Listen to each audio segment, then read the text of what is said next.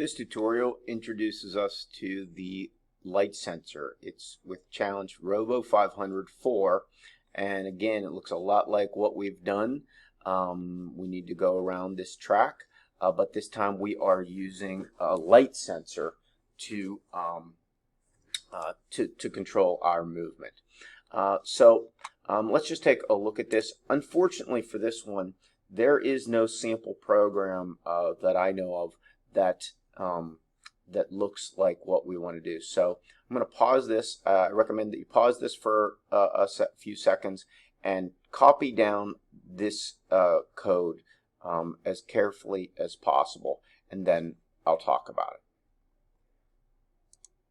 So what we're doing in this case is we're going to the black line, and we have a light sensor that can tell the difference between white or lighter colors and black or darker colors. And the way it does that is by returning values, numbers, similar to what we just saw with the sonar sensor if you used it. We can look down here at our debugger window, again to remind you, once I download my program, I can go to Robot and under debugger windows select sensors, and it will bring up the sensors that I have available to me down here. And so S3 here we see is light, and right now it's giving us a value of 82. Real quickly, we're going to take a look at motor and sensor setup, and once again we can go to Sensor tab and notice that we have light over here, and we are using light reflected. There are times we're going to go down to our light sensor, and we could use light ambient.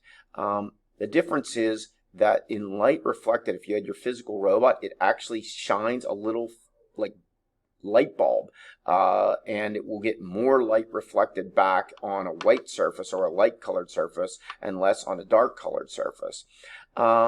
Alternatively, light ambient doesn't have a light bulb. It's just ambient means the light around you in the environment, and so it's just going to be dependent upon how much of that light gets reflected. So we're just going to leave it the way it is, but you can change that if you want to. So going down here, we see that light right now has a value of 82. Let's look at our program. Once again, we have a while loop, and this is going to say that the commands inside the curly brackets are going to be repeated again and again and again as long as the condition is true. What is the condition in this case? Whatever is in the parentheses. What is in the parentheses? This time the light sensor. And we're saying as long as the light sensor is greater than 50.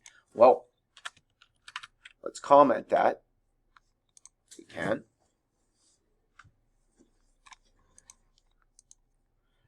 So greater than 50, lighter, brighter colors are higher numbers. Basically up to near 100, although you'll rarely get a number that high. So 60, 70, 80, 90, that's something white or yellow or bright. 10, 20, 30, that's something dark, brown, black. So this is saying as long as we're receiving a number that's greater than 50, which right now we're at 82, that means we're over top of something that is white or bright colored.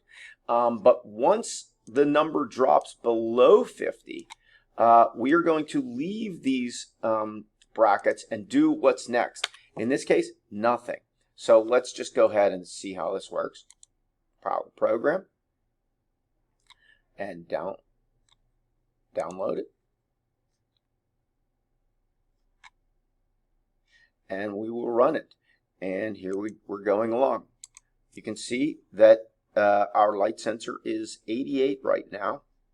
And we're going to be on the same, it's white and gray stuff, but it's going to be pretty high. You should see this fluctuating a little bit, but never getting near 50.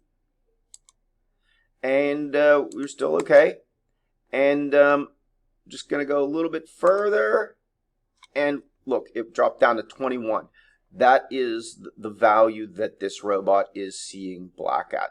It's not going to be the same for every robot every time.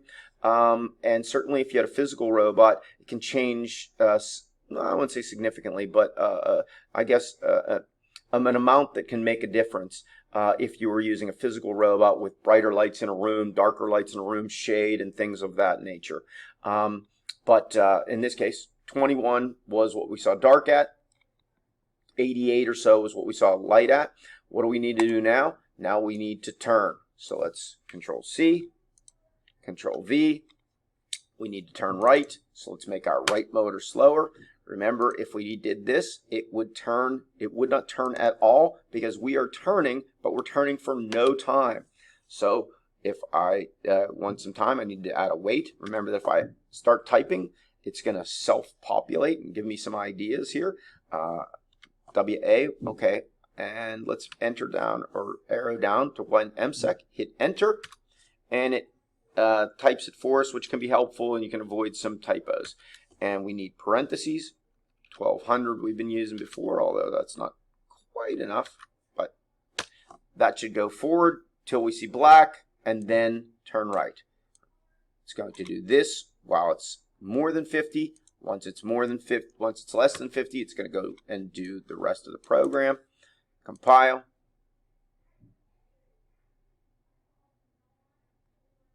Download. Start over. Let's give it a try. Hits the line. You're going to have to work with that, right? You're going to have to change the way you turn in order to make this work. So good luck.